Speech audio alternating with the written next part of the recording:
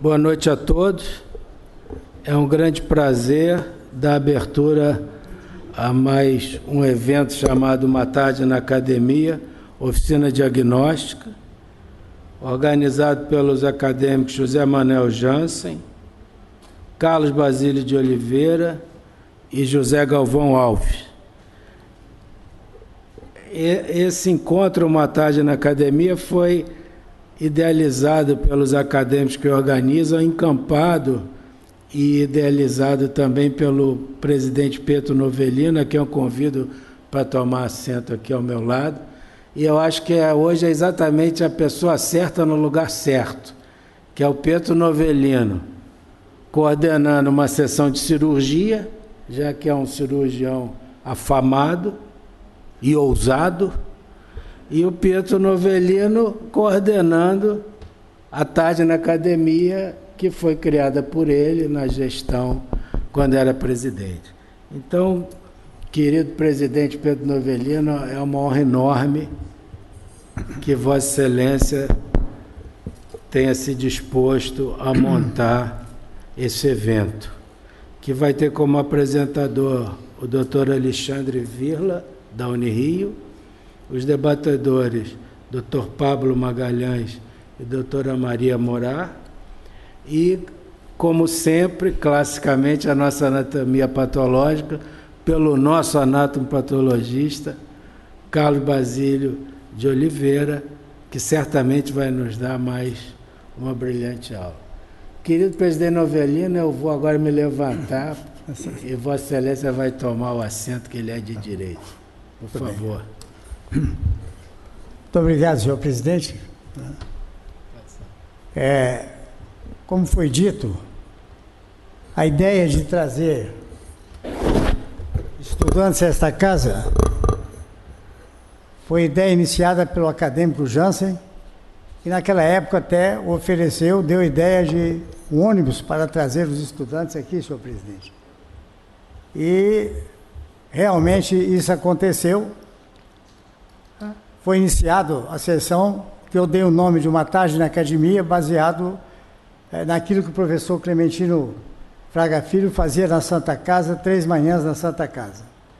E, evidentemente, o acadêmico José Manuel Jansen complementou como oficina diagnóstica. Eu queria dizer que a comissão que foi designada naquela época permanece até hoje, que é o acadêmico Jansen, o acadêmico José Galvão Alves e o acadêmico Carlos Alberto Basílio de Oliveira. Eu queria, nesse momento, senhor presidente, pedir licença a Vossa Excelência para convidar o novel acadêmico Rossano Fiorelli, que colaborou na organização dessa tarde na academia de hoje, e que é uma homenagem para aqueles que não sabem. O acadêmico Rossano Fiorelli tomou posse anteontem nessa academia como membro titular, numa noite brilhante, como já foi aqui relatado pelo nosso presidente Francisco Sampaio. Eu queria dizer que, antes de mais nada, convidar a comissão para... Sim, tem que ficar aqui... Fica o plenário para não esvaziar o plenário. Então, sinto-se aqui ao meu lado nessa mesa. E queria dizer que a sessão de hoje é uma homenagem ao Hospital Universitário Gafreguini. Este caso é do Hospital Universitário Gafreguini, tendo como relator o Dr. Alexandre Virla, que é R3 de cirurgia de tórax do Hospital Universitário Gafreguini, e como debatedores a professora Maria Morar, uma das cirurgiãs de tórax mais importantes desse país, professora adjunta do Departamento de Cirurgia da Unirio, e o Dr. Pablo Magalhães, que é cirurgião torácico no nosso Hospital Universitário Gafreguini. Então, acadêmico Rossano, tem alguma coisa para falar? Se não tiver, vamos dar início agradecendo a honrosa presença dos senhores acadêmicos que estão aqui e da assistência, que apesar de pouca assistência, prima pela qualidade. Muito obrigado. Então vamos dar início dando a palavra ao Dr. Alexandre Virla. Por gentileza. Eu queria dizer aos estudantes presentes aqui, né, que esta sessão é uma sessão democrática e que eles poderão, na hora, evidentemente, de debater, também emitir opiniões, como a todos da plateia, inclusive figuras de alto relevo da medicina que aqui estão, como o professor Hildoberto e o professor Maurício.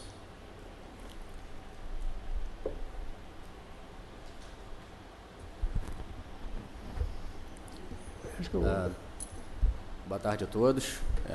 Primeiramente, queria agradecer a oportunidade de estar aqui hoje, nas presenças ilustres... Fala alto.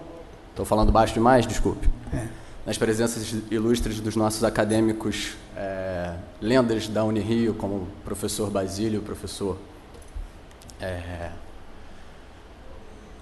Novelino. Esse relato de caso foi um relato que aconteceu em 2013 no nosso hospital, o Hospital Universitário Gafreguinli. A paciente era uma paciente do sexo feminino, 24 anos, negra, casada, natural do Rio de Janeiro, onde reside.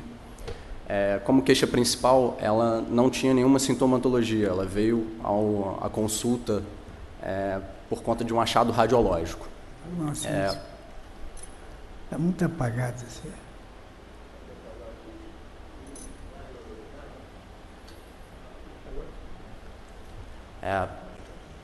Ok. A paciente relata que em 2010, ao realizar um exame admissional, foi detectada uma imagem no mediastino, numa radiografia de tórax. Ela foi submetida a uma tomografia computadorizada de tórax em um hospital peridomiciliar, que evidenciou uma imagem de 3 por 1,5 centímetros em seu maior eixo, localizada na região paracardíaca direita. Ela procurou atendimento na Santa Casa do Rio de Janeiro, onde fez acompanhamento regular com tomografias de tórax seriada. No início de 2013, ela começou a referir sintomas respiratórios e, concomitantemente, foi evidenciado um aumento da lesão no controle tomográfico. A paciente tinha intensa atividade física e passou a não mais tolerar o esforço. Ela foi encaminhada ao serviço de cirurgia torácica do Hospital Universitário Gafreguinli, Unirio, para prosseguir a investigação e avaliação cirúrgica.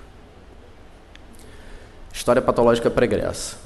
Ela nega hipertensão e diabetes mellitus, faz uso de contraceptivos orais, nega alergias medicamentosas, teve hemotransfusão após o parto, que foi um parto cesariana. História fisiológica. Nascida a termo, parto vaginal hospitalar, eutóxico, refere a aleitamento materno, crescimento e desenvolvimento normais, telarca aos 9 anos, menarca e pubarca aos 10 anos, sexarca aos 14 anos. Ela apresentava ciclo menstrual regular, com fluxo normal e uma duração média de 3 a 4 dias. Teve uma gestação gemelar aos 15 anos. Gesta 1 para 2, aborto 0. Como história familiar, ela apresentava a mãe hipertensa, que faleceu aos 58 anos devido a câncer de útero. O pai, ainda vivo, portador de diabetes mellitus. Ela possui 3 irmãos, todos rígidos, e 2 filhos, todos rígidos. História social. Mora com marido e filhos em casa de alvenaria, ainda em construção, com energia elétrica e saneamento básico, em rua não asfaltada. Não possui animais domésticos.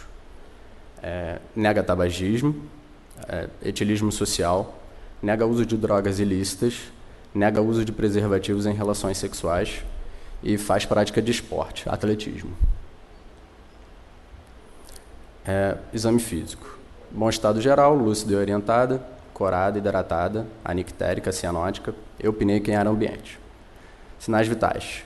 Pressão arterial de 120 por 75, frequência cardíaca de 87 batimentos por minuto, frequência respiratória de 18 incursões respiratórias por minuto, temperatura axilar de 36,7 graus Celsius e saturação de oxigênio 98%. Aparelho respiratório. Murmúrio vesicular universalmente audível, sem ruídos adventícios. Aparelho cardiovascular. Ritmo cardíaco regular em 2 tempos, bolhas normofonéticas, sem sopros ou extrasístoles. Abdômen. Atípico, flácido, timpânico, peristalse presente, indolor à palpação superficial e profunda, ausência de massas ou visceromegalias. Membros inferiores. Sem edema, sem empastamento, pulsos presentes e simétricos. Os exames na internação da paciente. Ela realizou exames com hemograma e bioquímica, que não apresentavam normalidades. Fez alguns estudos de imagem, radiografia simples, PA e perfil, tomografia computadorizada e ecocardiograma, cujo resultado veio normal. Os exames de imagem serão apresentados a seguir. Essa era a radiografia de tórax. Do lado esquerdo podemos ver uma radiografia do ano de 2011, tá? Onde já era visualizada a lesão. No raio-x de 2013, já no nosso hospital, a lesão aparentemente não mostrou crescimento, contudo, na tomografia, ela mostra um pequeno aumento. A senhora, por gentileza, queira ocupar essas cadeiras, por gentileza, doutora? Desculpa. Aqui, desse lado. Muito obrigado.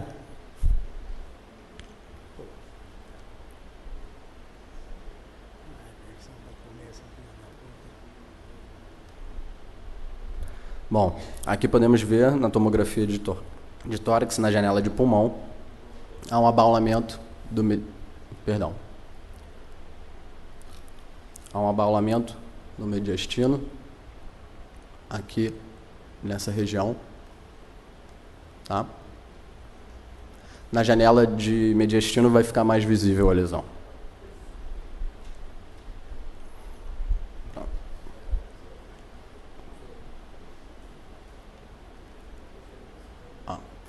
Aqui a lesão à direita, tá? Já com focos de calcificação, aderida à área cardíaca e próxima à iminência da veia cava inferior. Aqui a gente só aumentou a imagem para que fosse mais visível a lesão. Se encontra aqui.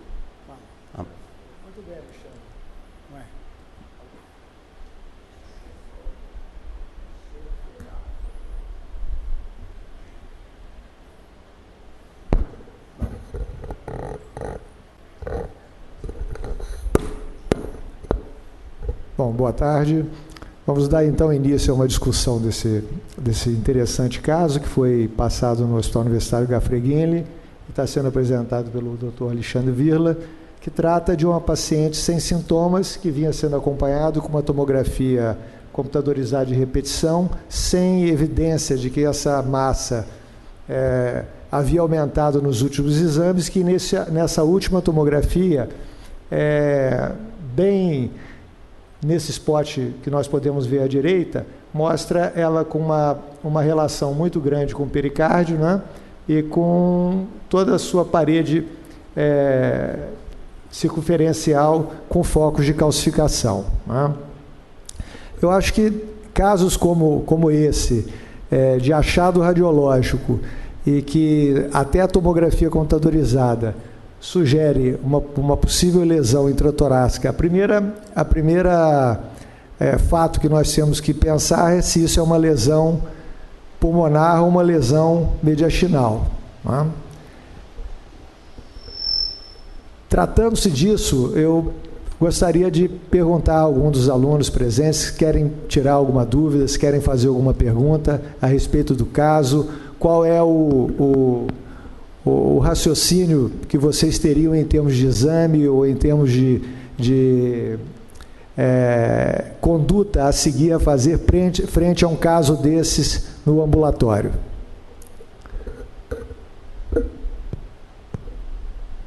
Bom, muito bem. Então, esse doente acompanhado no ambulatório, os senhores acadêmicos querem fazer alguma apontamento a respeito desse caso, nesse momento? Professor Jansen. O professor Jansen é um professor titular de pneumologia da Universidade do Estado do Rio de Janeiro e acadêmico, grande experiência em casos desse tipo, não é? Bom, a destacar aí... Alô? A destacar aí dois aspectos. Primeiro, a localização, ela é mediastinal paracardíaca direita. Segundo, o grande destaque é a calcificação bastante intensa, mas seguindo um padrão de calcificação periférica, o que de uma certa forma nos encaminha a pensar entre as possibilidades em cistos. É claro, um tumor de mediastino calcificado, teratoma, primeira possibilidade. Segundo, paracardíaca com um padrão de calcificação periférica, cisto pericárdio. E a terceira, como não se deve nunca esquecer, esses cistos mediastinais tem que ter a possibilidade sempre de cisto gastroentérico, calcificado, cisto calcificado. Eu acho que, para início de conversa, nós ficamos por aí, mas os meus ouvidos aqui já ouviram falar em timoma, que também nunca se deve afastar. E vamos ver, isso aí não tem muito o que fazer, tem que operar, tirar e ver o que é. Professor Jansen, uma pergunta para estimular aqui, em razão da presença de alunos. Nós sabemos que essas massas justas mediastinais, nós temos uma regra que pode estabelecer a maior possibilidade de fazer parte de uma origem pulmonar ou de uma origem mediastinal quanto ao ângulo de sua relação com o mediastino. Isso aí pode fazer, pode ir para lá e para cá. Isso é um tumor de mediastino que tem uma calcificação periférica, indicando que isso deva ser um cisto, né? O problema é que o cisto pericárdico também não frequentemente se calcifica, e os cistos gastroentéricos também não frequentemente se calcificam. Mas, em todo caso, dentre os cistos, nessa posição, não se pode deixar de falar desses dois. E o teratoma também pode ser sob a forma de cisto e está calcificado também. Professor Galvão. Professor Galvão, acadêmico, professor Galvão. Muito obrigado, meu querido Rossano. Você poderia colocar só a radiografia de tórax? Com certeza. A importância de uma radiografia. Essa radiografia de tórax, nós dividimos os tumores mediastinais em anteriores, medianos e posteriores. Por exemplo, o linfoma, ele habita qualquer região dessas, anterior, mediano e posterior. O timoma, ele é mais anterior. Os neurinomas são mais posteriores. Isso é só para... Existe radiologicamente... Esse está bem no meio, está em cima do coração ali, calcificando ali, na radiografia simples, o que é um dado importante, a meu ver. E a ideia de cisto pericárdico é muito interessante, mas ele tem um eco feito na internação, em que eu não vou dizer que exclui isso, mas dificulta o diagnóstico de um cisto pericárdico. Teria visto, provavelmente, a não ser que houvesse um engano nessa avaliação. Eu acho que a ideia de calcificação em massa mediastinal, o teratoma entra muito bem. E o teratoma pode ocupar o mediastino médio também. Quer dizer, que seria um tumor misto, que tem tecidos de várias origens, né? Às vezes tem até dente dentro do teratoma que pode estar calcificando isso. Então, o timoma é um outro tumor importante. E razoavelmente frequente em mulher jovem, inclusive, né? E essas alterações dela, que não parece respiratória, mas que traduz uma dificuldade respiratória, poderia ser por um grau inicial de miastenia dela. Isso é só para tentar aumentar a discussão do caso. O caso é lindíssimo e vai acabar, obviamente, o diagnóstico com vocês, cirurgiões, né? Não tenha dúvida quanto a isso. Mas vou passar para o meu amigo Gerson. Acadêmico Gerson Magalhães. Existe um dado na história dela que não pode ser desprezado, não. Ela cansava, né? Ela cansava, ela tinha fadiga. A fadiga é característica das miastenias, né? De modo que a fadiga aí, diante de um tumor do tórax, você tem que reforçar a ideia do timoma. Sim. E o timoma tem localizações, às vezes, um pouco atípicas. Ele pode ter uma locação atípica, às vezes, dentro do tórax.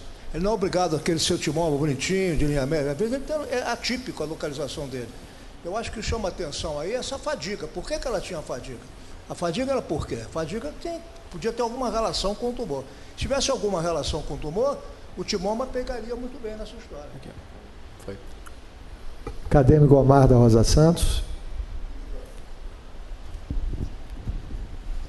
Fazer uma pergunta aparentemente desproposital. Não quero falar em tuberculose, mas ela, por acaso, fez uma urografia e escritura? Urografia e escritura, não. Não. Depois eu explico por que pergunto. Sim. Então, não mais havendo alguém queira fazer mais alguma pergunta ou algum apontamento,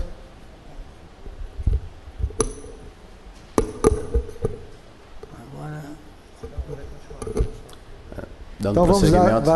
vamos dar prosseguimento. Alexandre, por favor. Dando prosseguimento, foi indicada a conduta cirúrgica, uma videotoracoscopia direita para fazer o diagnóstico da lesão e avaliação da ressecabilidade da mesma. Iniciou-se a cirurgia com uma videotoracoscopia direita, foi achado uma lesão endurecida, pétrea, esbranquiçada. Aqui já é a imagem.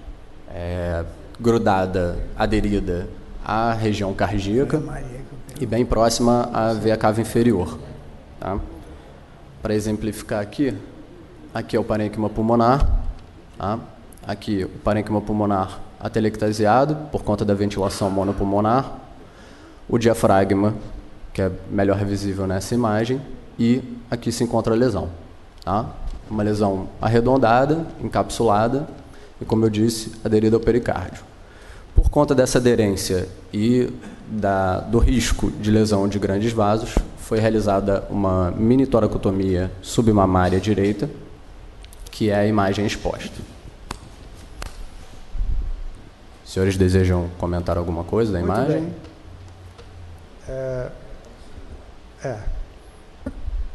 Então, essa doente acabou inicialmente sendo submetida a uma videotoracoscopia diagnóstica, já preparando para uma intervenção, caso fosse necessário, com uma via de acesso um pouco maior, e realmente foi isso que aconteceu. Acho que a professora Maria quer dar mais alguns detalhes dessa cirurgia. A professora Maria foi a cirurgiã, viu? Como eu já disse no início, uma das cirurgiãs de maior experiência em nosso país, cirurgia do tórax. Obrigada, professor. Depois eu vou ter que falar lá na frente para dar continuidade, mas só em relação ao caso, como o professor Rossano já explicou, esse procedimento de videotoracoscopia ele serviu não só para fazer o diagnóstico e, ao mesmo tempo, a paciente é preparada visando a conversão dessa cirurgia, se necessário, e é bom que se frisa que hoje em dia a gente tem tentado fazer cada vez mais minimamente invasivo esses procedimentos, e nessa época a gente ainda não tinha todo um instrumental que fosse possível complementar toda a intervenção por videotoracoscopia. E, além do mais, assim, para evitar um risco que era possível de uma lesão vascular maior, né, então a gente optou por uma conversão para uma mini toracotomia, que é essa exposição aí, que tem, a gente vê o afastador. Então, o que a gente observou é que essa lesão, como mostrou lá na tomografia, era uma lesão encapsulada, mas ela tinha a base de aderência dela um pouco mais firme na topografia do pericárdio, exatamente ali onde entra a veia cava inferior. Só para esclarecer o professor Gerson Magalhães, que falou da fadiga. Professor, ela passou a ter, essa paciente era inteiramente assintomática. Foi um achado. Tanto é que na Santa Casa, como ela não tinha, quando ela procurou, ela não tinha sintomas nenhum, e ela foi só sendo acompanhada. Ela passou a ter sintomas 3 anos depois da descoberta da lesão. E ela era uma atleta, essa menina ela fazia atletismo. E ela começou a não tolerar mais os exercícios físicos. E aí é que ela começou a piorar no cansaço. Daí que desencadeou e que por isso foi indicado para fazer uma investigação cirúrgica. E só, eu acho que agora eu posso até aproveitar e falar aqui que o professor Jansen acentuou muito bem na topografia da lesão ali, e a princípio essa paciente veio para nós com a indicação para avaliar a indicação da ressecção de um cisto broncogênico. Pela própria topografia, como o professor José Galvão também mostrou parecia de mediastino médio, né? Pela divisão anatômica do mediastino, parecia de mediastino médio. Quando a gente vê o corte axial da tomografia, que a gente visualiza essa lesão do mediastino mais para anterior, fica naquela interseção, né? Então, foi mais um motivo para a gente indicar inicialmente com a videotoracoscopia. Como os senhores viram, não era uma lesão passível de se fazer punção transparietal, não era uma lesão alcançável por uma mediastinoscopia, não era alcançável nem por hoje o IBUS, né? Nenhum desses procedimentos menos invasivos que a própria videotoracoscopia seria possível. Então, e logicamente todos os exames pré-operatórios e de investigação clínica foram realizados e nada conclusivo. Então, quer dizer, o que resta é realmente a conclusão com a investigação cirúrgica. Acadêmico José Galvão. E mais uma vez eu incito a plateia a se manifestar, se assim o desejar, para fazer qualquer comentário. Não, primeiro, elogiar aqui o professor Jansen, que logo de cara ele falou para mim, eu acho que isso daí é um cisto e tal, mas um cisto broncogênico, né? Cisto pericárdico não seria por causa do eco. Mas uma coisa muito interessante, que se ele sendo anterior, tinha uma denominação antiga, que se falava que no mediastino anterior eram os 3T. Não é? A tireoide mergulhante, o teratoma, não, o timoma, o teratoma e o 4 T.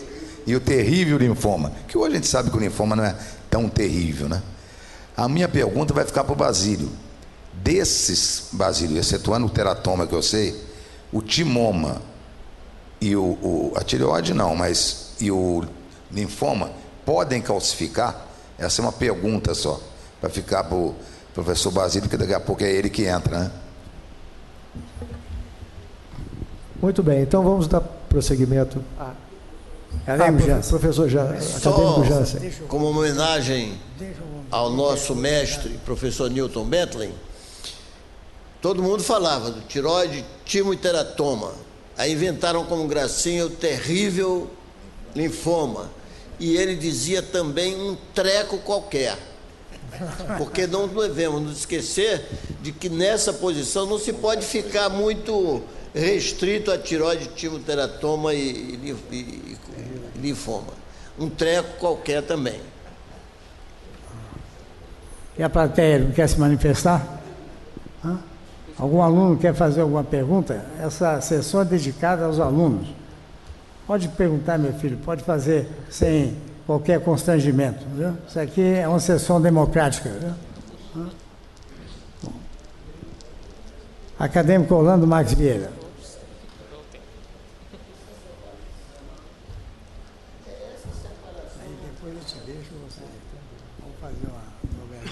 Senhor presidente da sessão, acadêmico Pietro Novelino, o novel acadêmico Rossano Fiorelli, senhores acadêmicos, plateia presente, no mediastino, vou passar, porque já foi dito aqui, primeiramente a situação é topográfica, clássica, mediastino anterior, médio e posterior, e os tumores que certamente mais se situam nessas posições.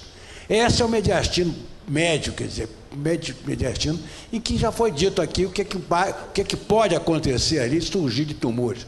E se lembra, certamente, cistos, e eu perguntaria se a propedêutica de imagem está completa, ou se poderia termos avançado na propedêutica de imagem, mais apurada, com ressonância, etc., para nós chegarmos a uma conclusão o mais próximo possível do diagnóstico. A impressão que dá pela calcificação, realmente já foi levantada aqui a hipótese, um cisto enterógeno, do mediastino, proveniente até do tubo digestivo e mesmo do próprio bronco, um cisto broncogênico. Isso não tem dúvida nenhuma que é uma das hipóteses mais prováveis para esse caso. Mas eu gostaria, a pergunta que fica é essa, ao relator. Propedeuticamente, podíamos avançar mais do ponto de vista diagnóstico, principalmente com imagem? Professor, para tumores de mediastino, a tomografia é um dos melhores exames, que traz mais informações, principalmente quando ela é feita com contraste. A ressonância traz algumas informações extras, mas que não vão fazer diferença na conduta terapêutica. Então, eu acho que, a princípio, o caso foi bem conduzido. Não necessitaria mais de exames de imagem para diagnóstico da lesão. Ninguém mais quer fazer algum comentário?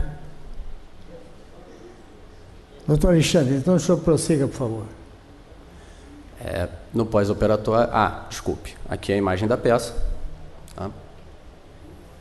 As ligaduras dos vasos que irrigavam a lesão. Tá?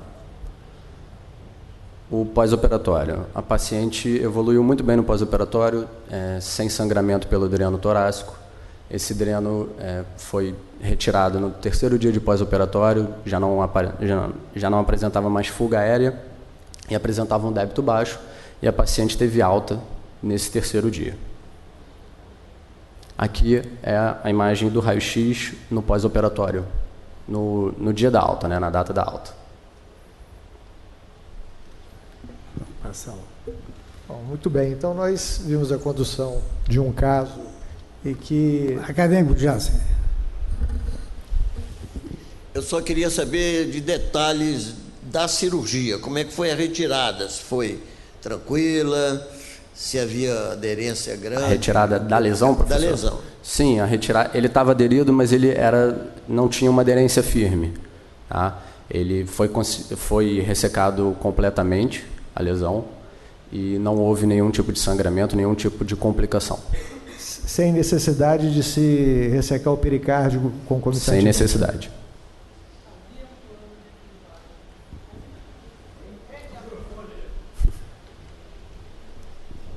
Professor, assim, o detalhe da cirurgia, quando nós visualizamos pelo vídeo, e quando a gente tentava mobilizar a lesão, a gente via que ela tinha uma aderência um pouco mais firme no pericárdio. Sabíamos que ali embaixo estava entrando a veia cava inferior. Então, por isso, nós convertemos para aquela mini toracotomia e fizemos cirurgicamente a dissecção romba, hora cortante, ligando alguns vasos, e deu para sair inteiramente, ou seja, havia um plano de clivagem, não havia sinais de invasão do pericárdio, ela era passível de ser separada do pericárdio. Alguém mais quer fazer algum comentário sobre a cirurgia? Pode continuar, doutor. Agora o professor Basílio que vai dizer o que? A verdade. Não, ainda não, professor. Daqui um pouco. Não, depois dele, evidentemente. Só um pouco, professor. Não, pode. O senhor fica à vontade para relatar. Eu digo depois o professor Basílio que vai dizer a verdade. Pronto, pulei ali o laudo histopatológico. Depois a gente comenta sobre ele. No pós-operatório, essa paciente, ela retornou no 5º dia de pós-operatório, apresentando um quadro de dor abdominal de moderada intensidade, principalmente em hipocôndrio direito, sem irradiação, associada a dispneia aos médios esforços. Ao exame físico, lúcida e orientada, anictérica, cianótica, corada, hidratada, afebril, taquipneica. Sinais vitais: pressão de 130/80 milímetros de mercúrio, frequência cardíaca de 106 batimentos, frequência respiratória de 24 e a saturação de oxigênio de 92. A ausculta respiratória: murmúrio vesicular reduzido na base do hemitórax direito, sem ruídos adventícios. A ferida operatória não apresentava sinais flogísticos. Aparelho cardiovascular: ritmo cardíaco regular em 2 tempos, com bolhas normofonéticas. Exame do abdômen: o abdômen globoso, doloroso difusamente à palpação, com sinal de piparote positivo, caracterizando a CIT. Hepatomegalia dolorosa, com uma hepatimetria de 16 centímetros, sem sinais de irritação peritoneal, peristalse presente e ausência de circulação colateral. Membros inferiores sem edema, pulsos pediosos palpáveis e simétricos, panturrilhas sem empastamento. Bom, muito bem. Então, nós aqui encontramos uma evolução um pouco atípica pós-operatório, né? De tal modo que a cirurgia foi uma cirurgia tranquila, não é, professora Maria? Uma cirurgia tranquila, com uma ressecção que foi completamente fácil de se dissociar do pericárdio. Todos viram a peça cirúrgica, né? Um tumor irregular de mais ou menos uns 10 centímetros, né? Sólido a princípio, né? Vamos saber disso depois com a descrição do professor Basílio, e que tem um pós-operatório com uma condução completamente atípica, né? Que começa com dor abdominal, né, e parâmetros. Muito bem. Cabe aqui alguns apontamentos, ou algumas perguntas, ou alguns posicionamentos dos senhores acadêmicos, alguma pergunta? Pablo Magalhães. O doutor Pablo vai falar depois.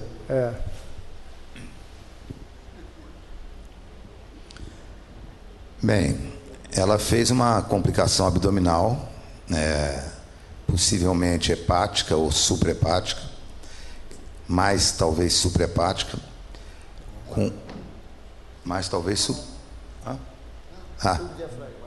suprahepática. Por que eu estou considerando isso? Ela desenvolveu um abdômen globoso, doloroso difusamente, mas com ascite de instalação rápida, numa paciente que não tinha aparentemente uma hepatopatia, era usuária de contraceptivo oral, que aumenta o risco de trombose, e não é incomum, mexendo nessa região, uma trombose suprahepática, uma síndrome de Budd-Chiari, o que agravaria muito a situação dela, pela evolução, às vezes, dramática dessa condição. O professor Rodolfo Rocco, com quem eu trabalhei e devo muito, foi um dos maiores estudiosos. A tese dele de doutorado de livre docência na Universidade Federal foi até sobre 8 casos de Budd-Chiari, e eu tive a oportunidade de acompanhar alguns com ele. Então eu tenho para mim que esse é um diagnóstico que, se tratando... Quanto tempo foi pós-parto dela, hein? Ela tinha 23 anos quando apresentou o início dos sintomas, e o parto foi com 15 anos. Então, com 15 ela tinha 8 anos já pós-parto. Tá bom. Mas usava contraceptivo, né? Sim. Tá bom. Então é isso, eu acho que essa é uma possibilidade. Uma outra possibilidade é que ela estivesse fazendo uma complicação hepática, dentre tantas, que ela fosse portadora de alguma condição prévia não identificável, né, e que a cirurgia, por alguma razão, descompensou uma hepatopatia crônica. Isso não é incomum com hepatite C. Às vezes se descompensa, mas ela teria para outras coisas. Primeiro, o fígado não estaria aumentado. O fígado seria, numa doença crônica, reduzido. E daí teria sinais de hipertensão porta para ter ascite. Quer dizer, ascite sem circulação colateral, sem esplenomegalia e detectável, né? Não estou falando de ultrassom, do que tem aí de instalação rápida. Eu acho que o Budd-Chiari, com fígado doloroso, é provavelmente o diagnóstico mais provável. Acadêmico Omar Rosa Santos. Não, mais uma perguntinha, aparentemente, de novo, desproposital. O exame ginecológico como era? É exame ginecológico normal.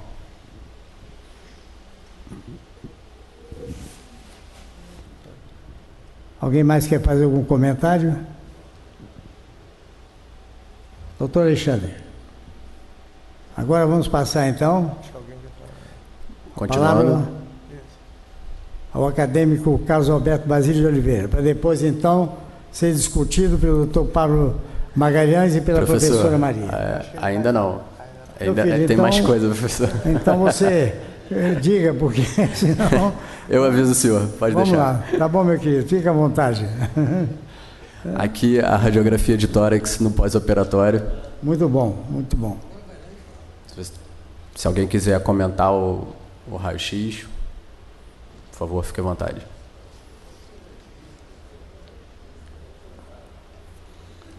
Pode continuando. comentar. Aqui os exames complementares.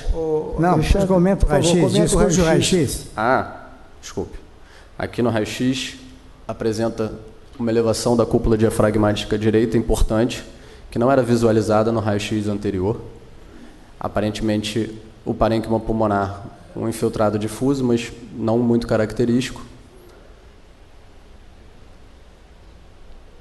Pode até ser que exista um derrame pleural ali, mas pelo raio-x não dá para ter confirmação ainda. Professora Maria, doutor Pablo, quer fazer uma observação sobre o raio-x? Por gentileza. Obrigado. Eu tive a impressão que uma hipotransparência ali abaixo do hemidiafragma direito pudesse ser talvez um sinal indireto de ascite, talvez. junto com a elevação da cúpula.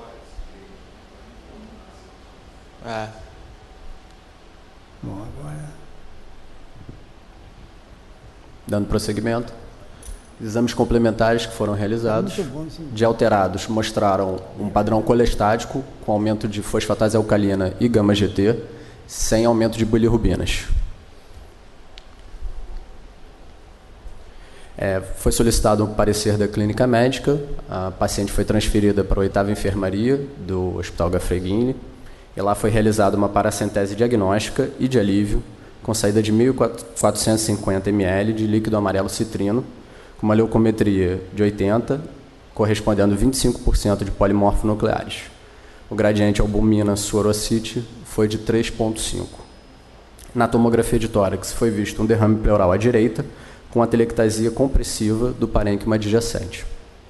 O eco mostrou cavidades com diâmetros normais, função sistólica e diastólica de ventrículo direito e esquerdo preservadas, regurgitação mitral mínima, sem sinais de hipertensão pulmonar, pericárdio normal e veia cava inferior com diâmetro diminuído, sugestivo de hipovolemia.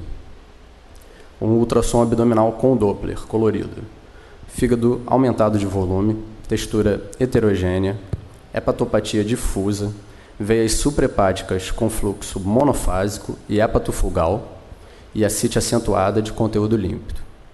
Tomografia de abdômen mostrou uma hepatomegalia difusa homogênea, sem lesões focais, com baço normal e uma ascite volumosa.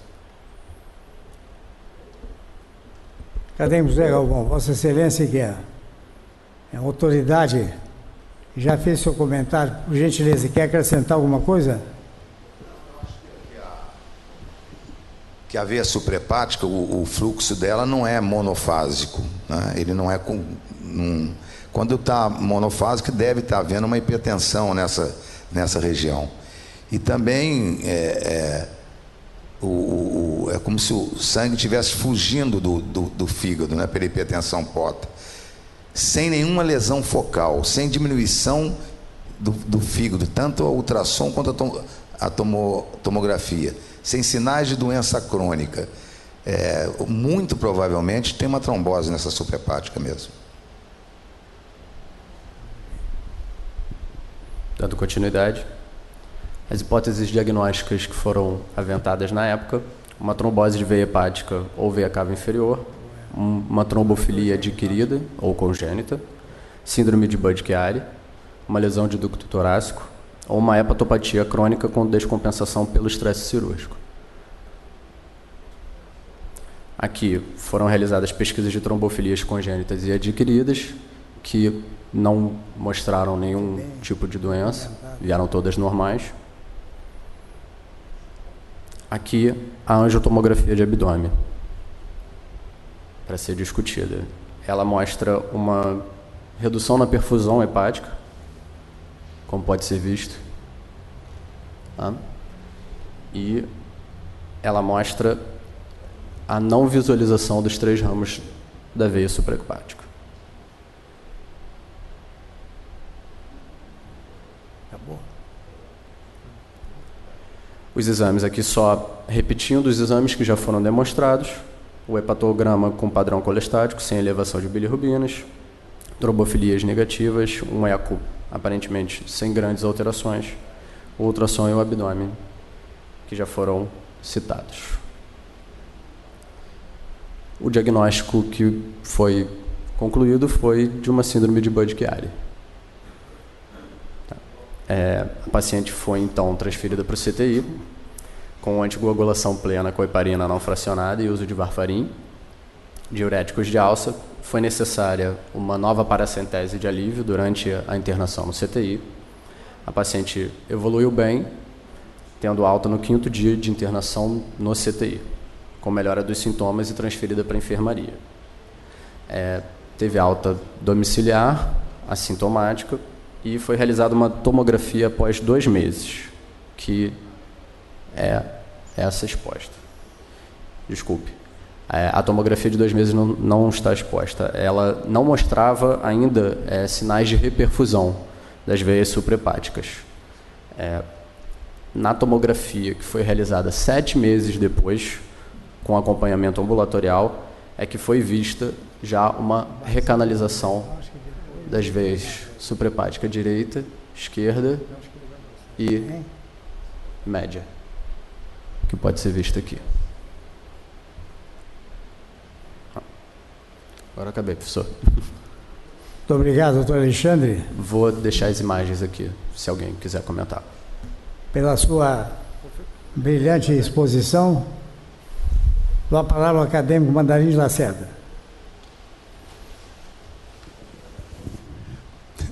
Eu queria fazer um pequeno comentário anatômico. Não existem veias infrahepáticas, portanto, não existem suprahepáticas, são veias hepáticas. Muito obrigado, professor. Vossa Excelência, como anatomista dos mais eminentes, não poderia deixar de fazer essa observação. Acadêmico Zé Galvão Alves. Não sou eu a contrariar, concordo totalmente com isso. Eu só quero comentar a anticoagulação. O suprahepática ficou clássico por causa de Bud e Chiari, que eram dois dois médicos que descreveram a síndrome, né? A verdade é que a síndrome de Bud e Chiari, ela era considerada quase que incurável no passado. Com a anticoagulação moderna, se pego precocemente, como vocês fizeram um diagnóstico precoce, dá uma chance muito grande de revascularização, como vocês conseguiram, o que é uma chance fantástica. A outra condição, então vamos chamar de veia hepática, mas as intrahepáticas, o sistema intrahepático também pode sofrer tromboses, e isso é chamado peliose, tá? Então eu vou chamar de infrahepático, só para dividir anatomicamente, intrahepático, peliose, trombose.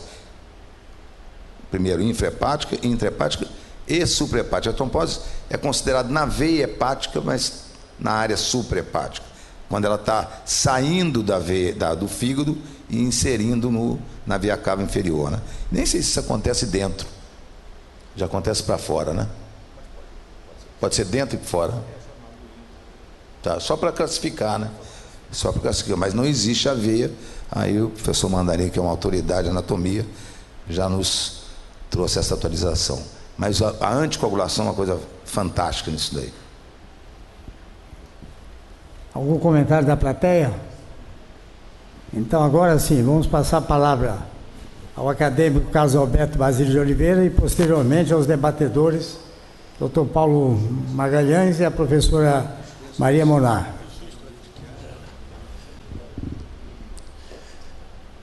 Senhores acadêmicos, professor, aí eu vou te deixar. Presidente aqui da nossa sessão de tarde da academia, a presença aqui do Rossano aqui, que veio acrescentar mais uns assuntos, a equipe toda de cirurgia, toda não, tem mais gente, né, Maria? Tem mais gente aí? Hein? Tem uns alunos, né? Isso é bom. E a presença de médicos e alunos aqui presentes, né? Isso é uma coisa, principalmente estou vendo ali alunos lá do período lá da Unirio, outros aqui de outra faculdade aqui que eu não consigo aqui. Você de onde é? Unirio também? Unirio também? Da Estácio. Estácio. Então nós temos aqui representantes da Unirio, da Estácio. Hein? Hein? Vai lá, sim. Muito bem. Justifica. Você tem a macroscopia da peça que foi mostrada aí pela...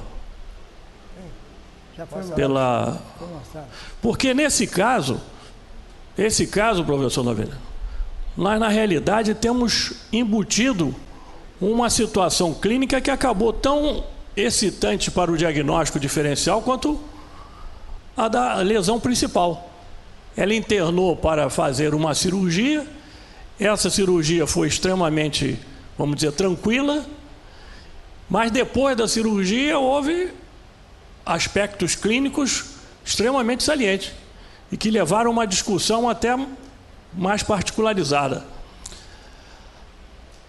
Esta neoplasia que foi aí ressecada e que é vista em 2 momentos, ela tinha uma consistência firme, que aos cortes permitiu ver realmente estruturas cistoides. Eu não diria císticas, porque císticas têm um revestimento epitelial. Uma formação cística é aquela que tem revestimento epitelial. Aí não tem. Por quê? Porque o tumor cresceu, necrosou, fibrosou, calcificou. Tinha calcificação, conforme foi logo levantado aqui de início, calcificação, fibrose e alinização e constituição de cavidades cistoides de conteúdo líquido. Não era isso, Maria, que foi visto? Conteúdo líquido que deu até para serem... Hein? Peraí, fala aqui. Ela foi inteiramente excisada, nós não seccionamos a peça, enviamos, então, aparentemente, para nós, a gente não via a estrutura com conteúdo líquido, a aparência era sólida. Mas a imagem mostrava.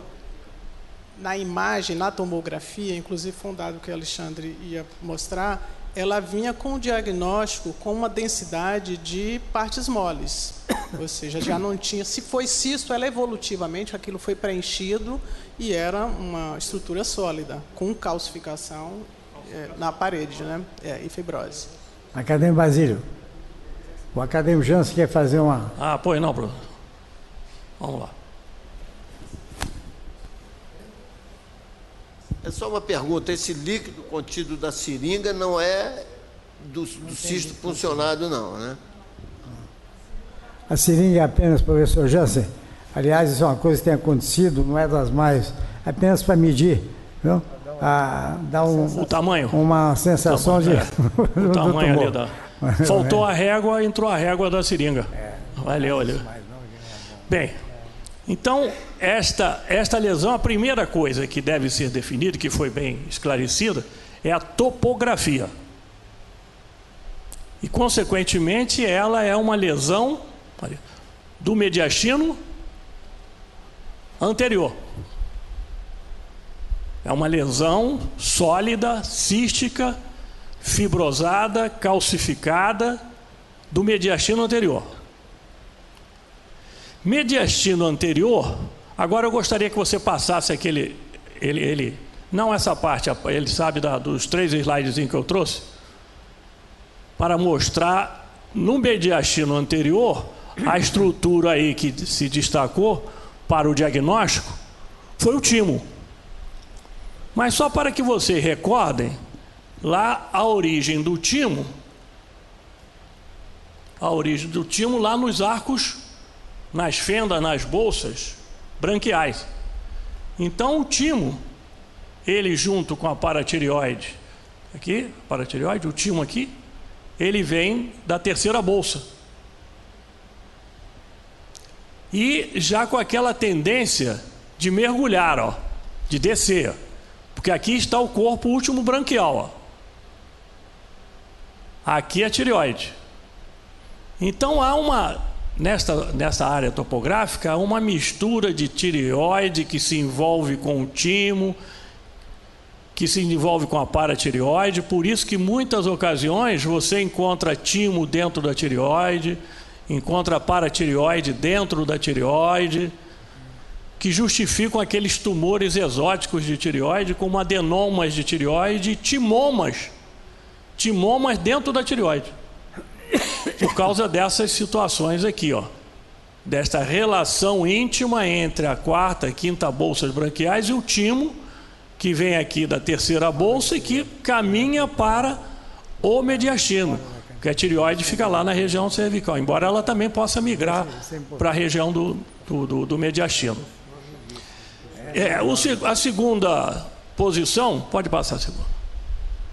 Aqui a anatomia um pouquinho a primeira costela, o mediastino superior, o manúbrio, o corpo anterior, o corpo do externo, a área média do mediastino posterior e o diafragma. Então se tem um mediastino anterior, mediastino médio, mediastino posterior e mediastino superior. Esse tumor estava nesta posição aqui, ó, anterior, vindo do timo. E nos livros de patologia cirúrgica, pode passar o terceiro. Olha como é que, pela topografia, as lesões que se situam tanto lá no superior, timo e cistos tímicos, linfomas, lesões de tireoide e lesões de paratireoide, lá no mediastino superior. A gente tem sempre que pensar nessas lesões. Mediastino anterior, ó, cisto tímico, timoma, tumores germinativos, lesões da tireoide, porque ela tanto pode estar aqui como pode estar no mediastino anterior, paratireoide da mesma forma, linfomas, paragangliomas, linfangiomas e hemangiomas e lipomas. Quer dizer, aí tem uma mistura de tumores epiteliais, tumores de células germinativas, porque o timo é o protótipo do órgão linfoepitelial. Ele tanto tem um linfócito, porque o reino do linfócito T é o timo. Lá é que é a grande reinado do linfócito T, é o timo. E ali, ao lado desses linfócitos T, nós temos as células epiteliais, que constituem o quê? O corpúsculo de Hassall, que só tem no timo. Cada órgão linfóide tem uma estrutura. O timo é o corpúsculo de Hassall, que não tem nenhum outro órgão linfóide. O mediastino anterior, ó, cistos pericárdicos, cistos broncogênicos e linfoma. E o posterior, principalmente os tumores neurogênicos ali.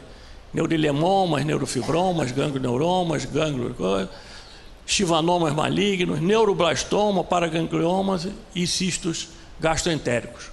Então, usando aquela imagem da embriologia, nós temos o timo e migrando justamente para cá. E o diagnóstico desse caso foi fechado como timoma. Timoma. Um timoma que media cerca de uns 6 centímetros, pelaquela medida da própria seringa lá, nós podemos ver isso. 6 centímetros aderido, fibrosado. No final do exame da peça tinha muito mais alteração degenerativa do que timoma. Quer dizer, ele estava um tumor em involução, pela falta inclusive de vascularização, que ele ali era precária para ele. Se ele crescesse mais um pouco, ele iria se autodestruir. Então ele constituiu as cavidades e a fibrose. E ficou um timoma. Hoje a classificação dos timomas é uma classificação mais complexa. Você tem ali no mediastino células germinativas, então você tem tumor de células germinativas, conforme indicado aqui. Você tem tumor neuroendócrinos no mediastino, não é? E tem nessa região anterior os timomas. Então saiu um timoma que foi classificado como AB. Por quê? Porque ele tem os dois componentes importantes da caracterização do timoma: a célula epitelial e a célula linfóide, antigamente chamado de timomas mistos, porque tem os dois componentes básicos, hoje denominados de timoma AB, porque tem a célula epitelial que vai dar origem lá o corpúsculo de Hassall e os linfócitos. Eles se misturavam e pegavam a cápsula sem invasão. Esse é um outro dado importante. Um timoma sem ser invasivo. Ele era limitado pelaquela estrutura fibrosa em torno dele. e sofreu as alterações degenerativas, cistoides e de calcificação. Passo aí a palavra para a correlação, que deve ser feita agora, não é isso, Rossano?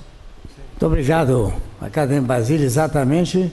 Nós vamos passar a palavra agora à professora Maria Morar, que já foi anunciada aqui, para que eles chegaram agora. É professora adjunta do Departamento de Cirurgia da Unirio, uma das cirurgiões de tórax mais experientes do nosso país. E daqui para frente eu também vou passar que o acadêmico professor Rossano Fiorelli, viu, que junto com a professora Maria são responsáveis pelo setor de cirurgia do tórax do Hospital Universitário Gafreguini, tome parte, evidentemente, dessa discussão.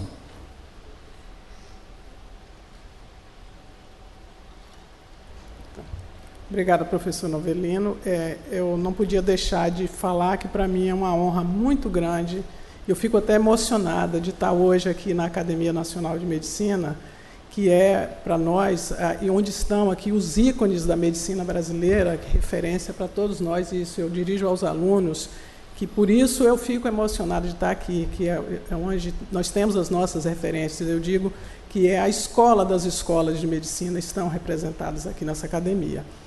E esse caso, eu gostaria de dizer que nós trouxemos de lá do Hospital Universitário Gafreguini, onde eu tenho a honra de estar ao lado do professor Rossano, que eu digo, é o meu irmão mais novo, meu parceiro, e com quem a gente milita na cirurgia torácica desde muito tempo lá no HUGG. E foi um caso que foi conduzido em dois serviços, no serviço de cirurgia, na 3ª enfermaria do professor Novelino, e na enfermaria de clínica médica do professor Mário, que é outro acadêmico aqui. Então, e complementado pelo serviço do professor Basílio. Então, é uma homenagem até que nós fazemos para todos. Esse caso, eu vou tentar não me atrapalhar aqui. Isso aqui é me dirigindo aos alunos, complementando o que todos os acadêmicos já falaram, alguns, o professor Basílio acentuou mais nesse final, lembrando que a gente precisa sempre fazer as considerações anatômicas do mediastino, que é definido como essa região central do tórax, que basicamente é um espaço virtual que está entre os pulmões e o coração. Esse espaço mediastinal é uma região que ele permite o crescimento, como tem tanto uma riqueza, um conteúdo anatômico tão rico, e que tem algumas dessas estruturas que estão aí, tem uma origem embrionária similar, como mostrou o professor Basílio, por isso que as lesões do mediastino são verdadeiros desafios para o patologista. Então, muitas vezes, o diagnóstico inicial, a primeira responsabilidade vem do radiologista e, no final, é o patologista que conclui. Embora é preciso manter a correlação radiológica e anatomopatológica, ou seja, é preciso o radiologista, o cirurgião e o patologista, muitas vezes, para finalizar esse diagnóstico. Como a gente viu, gera muitas dúvidas, apesar de ter essas divisões e de ter lesões que têm localização preferencial por algum desses compartimentos. Então, nesses slides aí, apenas para ilustrar a riqueza do conteúdo anatômico, a gente vê ali que tem um trato, passam estruturas do trato respiratório, do trato digestivo, estruturas do aparelho cardiovascular, grandes vasos e nervos, né? Nesse slide aqui mesmo, repetindo até o que o professor Basílio já mostrou, as divisões anatômicas do mediastino, isso é importante, até é tradicional essa divisão, e até porque facilita também a compreensão das patologias dessa região. Convencionou-se que o mediastino é dividido em 2 compartimentos, o compartimento superior e o compartimento inferior, por um plano imaginário que vai desde o ângulo de Louis. Ali, eu não sei se eu consigo apontar aqui, o ângulo de Louis, que é a junção do manúbrio com o corpo do externo, até o 4º disco intervertebral, que isso divide em superior, que é limitado, a parte superior do mediastino é limitado pelo arco da primeira costela, e o mediastino inferior, limitado no meio pela sombra da área cardíaca, na frente está o mediastino anterior, na própria projeção da área cardíaca é o mediastino médio, por isso, naquela radiografia em perfil, aparentemente a lesão estaria talvez situada aí, e posteriormente o mediastino posterior. Convencionou-se juntar a goteira costovertebral fazendo parte do mediastino posterior, embora, teoricamente, isso não estaria correto, porque os limites do mediastino superiormente é o arco da primeira costela, o limite inferior, o diafragma, o limite anterior, o plastão externo-condral, né, o externo, o limite posterior, o maciço ósseo da coluna torácica. E lateralmente, que não é possível de ver nessa imagem perfil, seriam as pleuras, a cavidade pleural. Ocorre que a goteira costovertebral está atrás da pleura, ela não está dentro da pleura. Por isso que, mas como nessa região é onde se originam os principais tumores neurogênicos e que se projetam para dentro do mediastino posterior, por isso se convencionou chamar essa região como sendo um apêndice do mediastino posterior. Então, passei demais. Então, é o que muitas vezes a gente se vale, a informação inicial vem do radiologista com uma simples radiografia de tórax, que às vezes o perfil já nos dá muita informação a respeito da situação, da localização dessas lesões, né? Então, aqui na radiografia em perfil, mostrando exatamente a mesma coisa que eu já falei, essa divisão, né? Por esse plano imaginário, e esse slide que também foi mostrado pelo professor Basílio. Pela grande riqueza de estruturas do mediastino superior e anterior, essa região é a região que tem o maior número de patologias mediastinais. Os timomas respondem, perfazem 50% das lesões neoplásicas do mediastino anterior, ou seja, são realmente as lesões mais comuns, né? Embora nessa região anterior nós temos também os cistos pericárdicos. E os cistos também, além de habitarem muito no mediastino médio, eles podem se projetar no mediastino posterior, como também, algumas vezes, para mediastino posterior, né? No mediastino superior. E aqui, nessa região súpero anterior, os clássicos 4Ts, já dito pelo professor José Galvão, né? Que a gente sempre aprendeu isso, onde estão os timomas, os T de tireoides, aí estão os bócios primários como os bócios secundários, que são os bócios mergulhantes, os teratodermoides, onde estão incluídos os teratomas, e se convencionou chamar de terrível linfoma, que às vezes até os alunos colocam isso na prova, quando se pergunta quais são os principais. E eu, a princípio, fiquei assustado, já cheguei a cortar o ponto, cortar a nota do aluno, porque tinha escrito terrível linfoma. Mas isso até no tratado atual do Shields, essa denominação ficou tão habitual que se passou a colocar mesmo nos tratados, né, de terrible linfoma. Bom, então, fazendo a correlação com o caso que foi apresentado, aquilo que a gente já comentou, que a localização aqui aparentemente estaria no mediastino médio. Quando a gente vai para a tomografia, que a gente vê que a lesão é bem mais anteriorizada, né? E aderida ao pericárdio. Eu já fiz os comentários da parte cirúrgica, e aqui só para a gente me dirigindo aos alunos, como que a gente faz o diagnóstico dessas lesões do mediastino, quais são os métodos de diagnóstico que a gente utiliza. Primeira coisa, como tem essa grande possibilidade de lesões no mediastino, os principais objetivos são você fazer primeiro o diagnóstico topográfico. Por quê? Porque dentro de cada compartimento desses tem lesões que têm localização preferencial, como foi mostrado no slide anterior. Ali a gente sabe que principalmente os 4Ts na frente, os tumores neurogênicos posteriores e os cistos no meio, embora eles podem apresentar em qualquer um desses compartimentos, mas a gente se vale dessa informação estatística que são os mais comuns. O diagnóstico etiológico, o diagnóstico anatomopatológico, muitas vezes, como foi nesse caso, a gente não consegue fazer esse diagnóstico previamente, né? Esse diagnóstico é só finalizado mesmo com a informação pelo patologista. E nesses exames pré-operatórios, como foi nesse caso, o diagnóstico da operabilidade. Hoje em dia, então, com o recurso da videotoracoscopia, a gente evita o máximo de seguir com uma toractomia, né? Então, a gente tem chance de fazer esse diagnóstico com um procedimento mais minimamente invasivo possível. Então, dentro desses métodos diagnósticos, dos métodos não cirúrgicos, a gente viu que colabora muito os exames de rotina, como a própria radiografia simples de tórax em PA e perfil, vista como o professor Jansen falou, acentuou no início, só com a própria radiografia simples já dá para ter uma noção da topografia. Se a gente tem um esôfago opacificado, já dá para dizer mais ainda alguma coisa. E vem as técnicas mais atuais, né? Vem a tomografia, a ressonância magnética, sem competição, e logicamente, como o Alexandre falou, a tomografia é a grande, que nos dá muito mais informações quando ela tem, inclusive, contraste, né? O PET scan, esofagograma, angiografias e radiografias do esqueleto torácico, quando necessário, né? Quando há suspeita de alguma invasão óssea.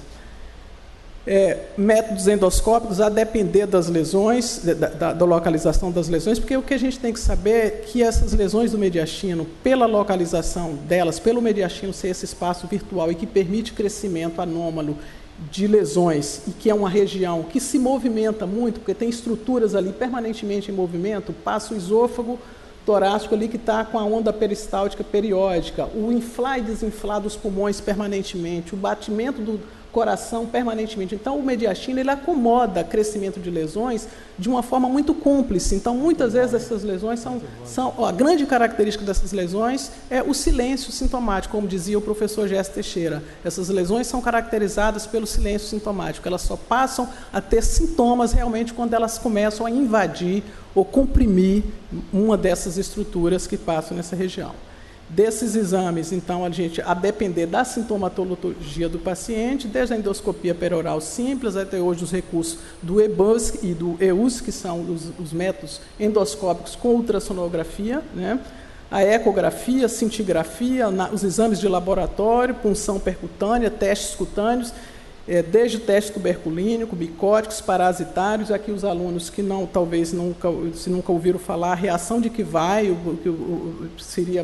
que foi muito utilizada para diagnóstico de sarcoidose.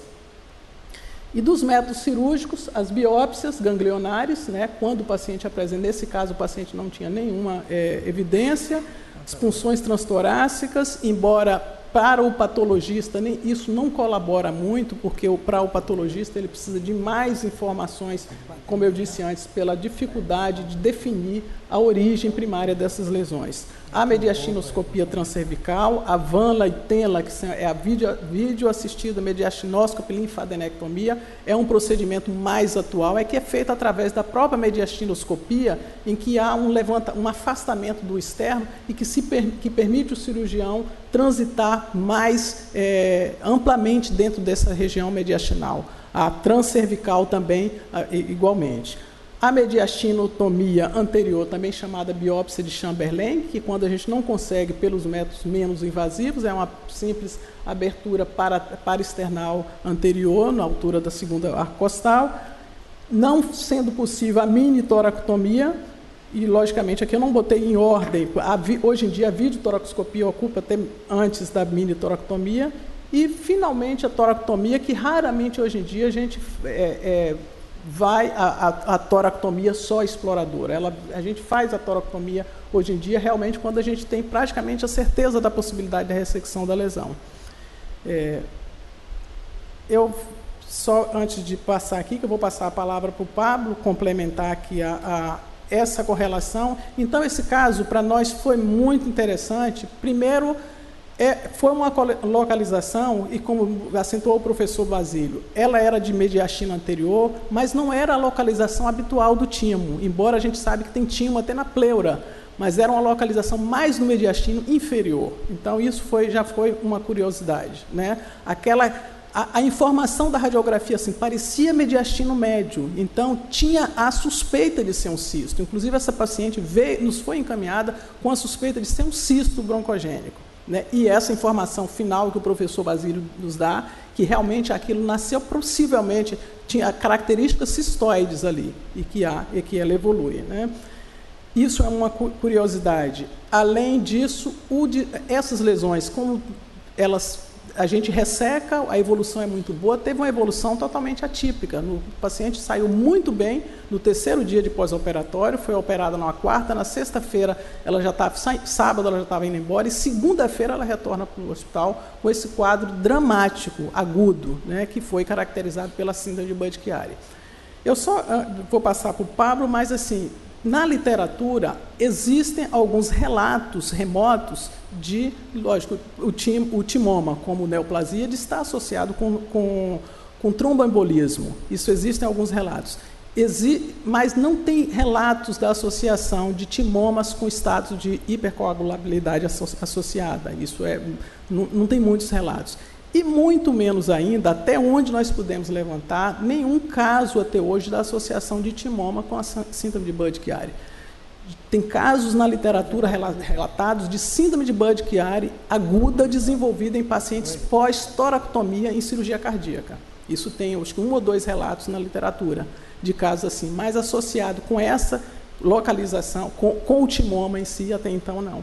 Então é por isso que nesse final aqui do slide a gente acentua isso. Eu vou deixar para o Pablo complementar, que nesse caso, essa paciente tinha alguns fatores de risco para ter trombose, né? E o Pablo vai comentar melhor isso.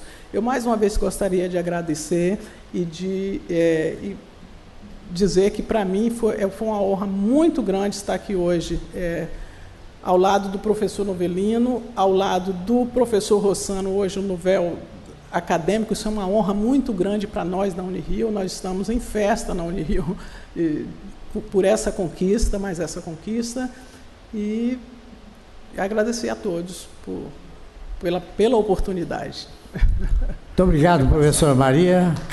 Passar a palavra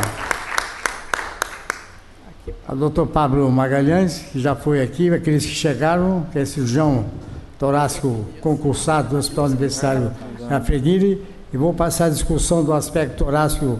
Evidentemente está aqui o nosso capitão mor, que é o acadêmico professor Jance, idealizador dessa sessão para os estudantes, para que o professor acadêmico Rossano, evidentemente, faça essa interlocução.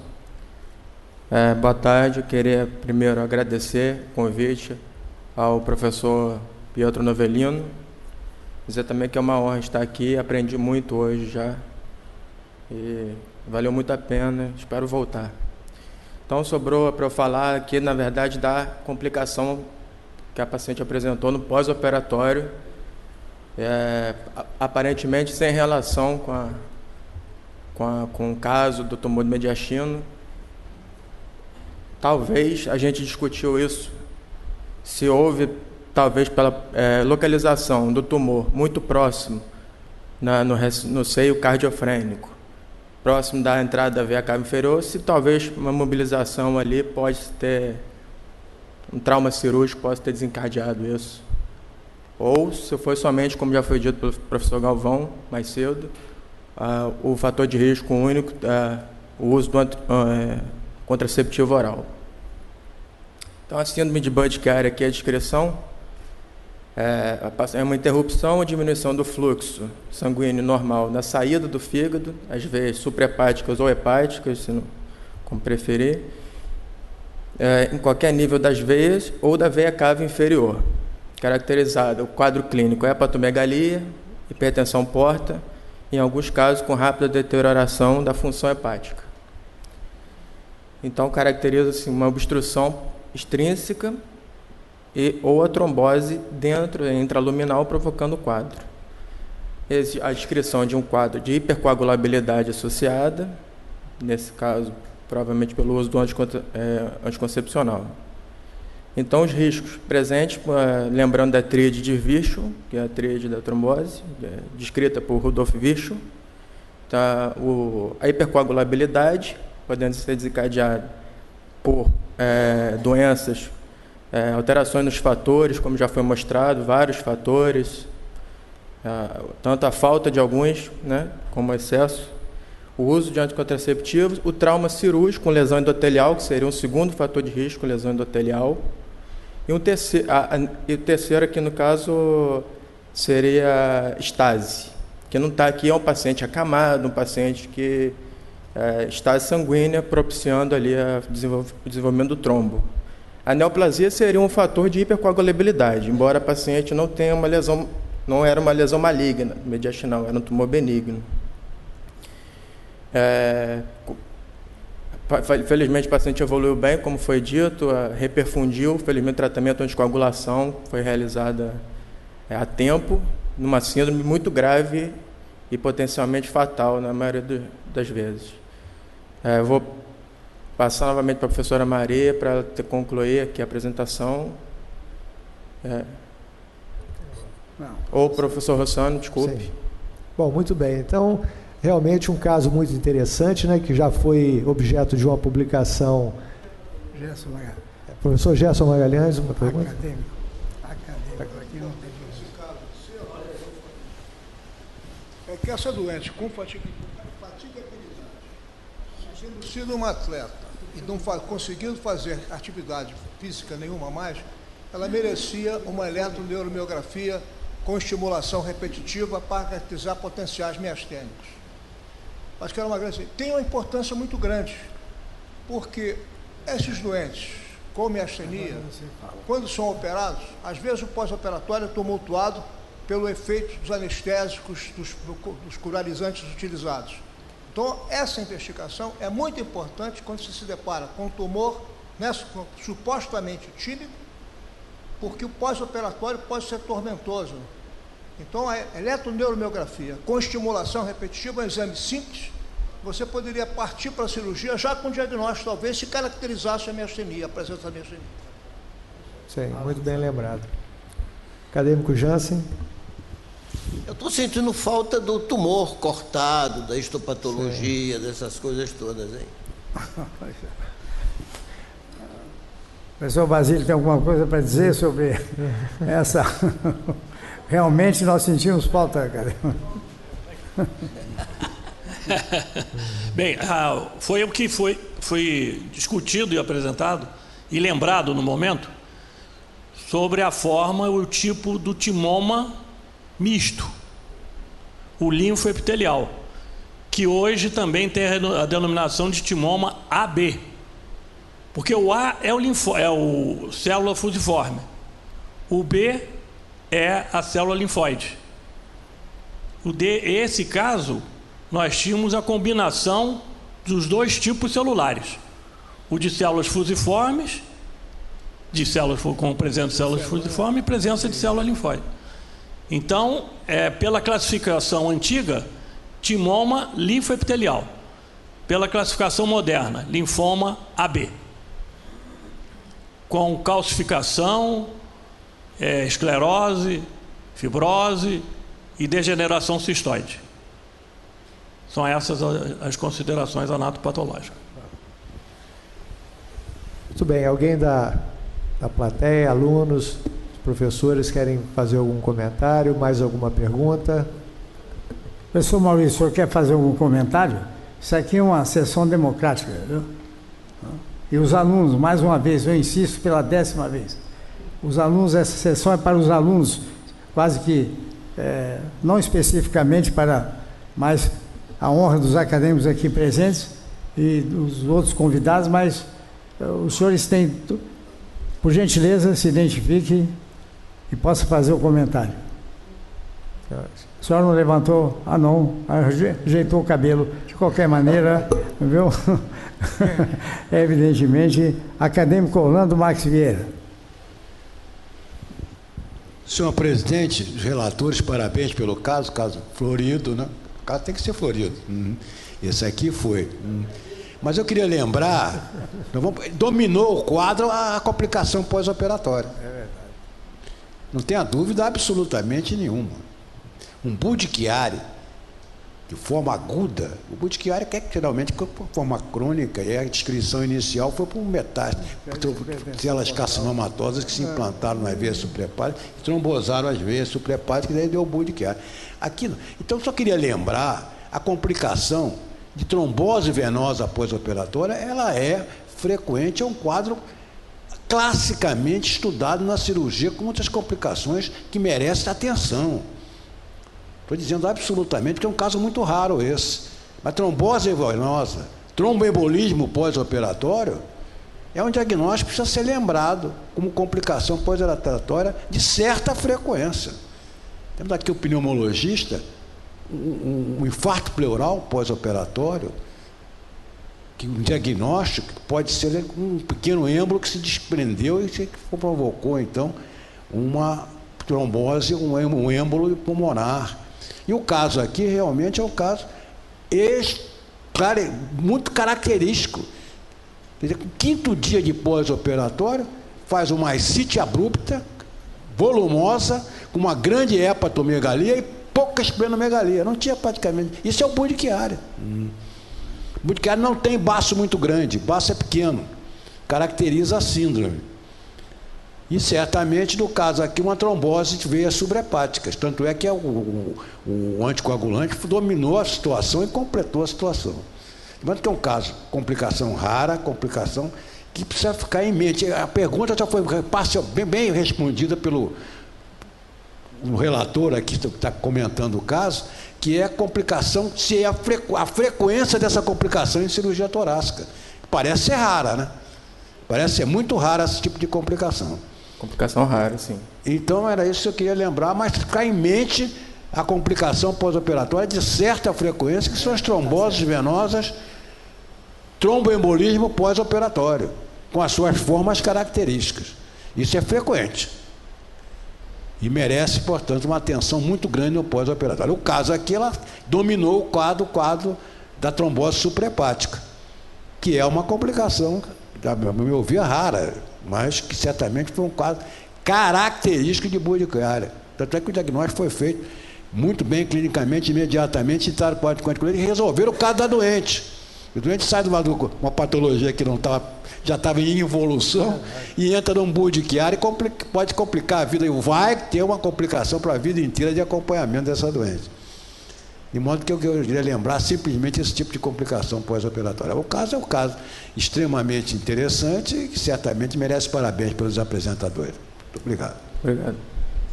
Muito obrigado, acadêmico Orlando Marques Vieira. Professora Maria queria fazer um apontamento. Apenas só mais uma complementação ao professor Gerson Magalhães. Lógico, nós ficamos atentos com a situação da possibilidade de associação com miastenia, mas ela não tinha nenhuma clínica miastênica no pré, né, quando ela chegou. Como eu falei para o senhor antes, o cansaço dela foi depois, né, antes não tinha. Possivelmente, lógico, esse timoma é de evolução lenta, a gente não tinha uma radiografia dela antiga, não sabe, ela tinha essa evolução provavelmente muito lenta, e o que vinha corroborar mais, e que foi brilhante o diagnóstico do serviço de clínica médica lá porque para nós cirurgiões, como o professor Orlando, não é uma complicação comum isso, a gente fazer uma mini toractomia e 2 dias depois o paciente está num quadro gravíssimo de espineica, taquipneica, com uma ascite volumosa, e a gente realmente não sabia do que se tratava.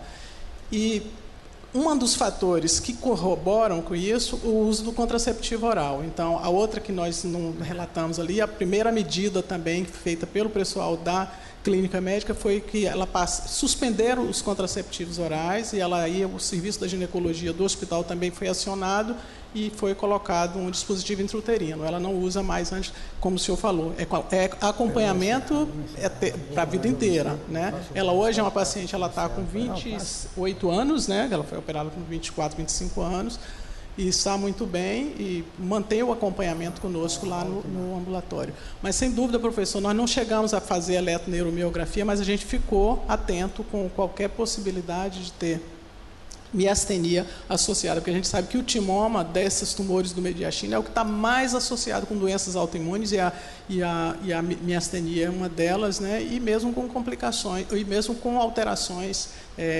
hematológicas também, né? Como anemia, aplasia medular. E, assim, então, mais uma vez enfatizo que esse caso eu achei que foi brilhante para o hospital, porque envolveram 2 serviços que, para a condução, para o tratamento ter esse sucesso, não foi só a cirurgia, foi a clínica médica também. Então, e o diagnóstico final com a patologia, né? Acadêmico Rossano Fiorelli. Muito bem, como eu já havia dito, né, um caso muito interessante, objeto de uma publicação importante, em que foi realmente muito bem apresentado pelo relator Alexandre Virla, muito bem documentado, né, e muito bem conduzido no que diz respeito aos debatedores, a professora Maria Moraes e o doutor Pablo Magalhães, e certamente com com a participação importante, inclusive até com o diagnóstico sugerido e acertado pela bancada acadêmica, né? Eu acho que realmente foi uma tarde muito proveitosa para os alunos e para os professores que puderam participar aqui. Professor. Bem, então, cabe a nós encerrar, mais uma vez agradecer ao acadêmico Jansen, os acadêmicos Jansen, aos acadêmicos Carlos Alberto Basílio de Oliveira e José Galvão, que evidentemente organizam essa nossa sessão, que já vem se tornando uma tradição na academia. Queria registrar aqui agora, agradecer a todos os acadêmicos, inclusive do professor acadêmico Samir Razlan, que acaba de ser aqui, acaba de entrar neste recinto. Foi uma pena, acadêmico Samir Razlan, que Vossa Excelência também poderia tecer comentários, principalmente sobre a síndrome de Burdick-Hellman.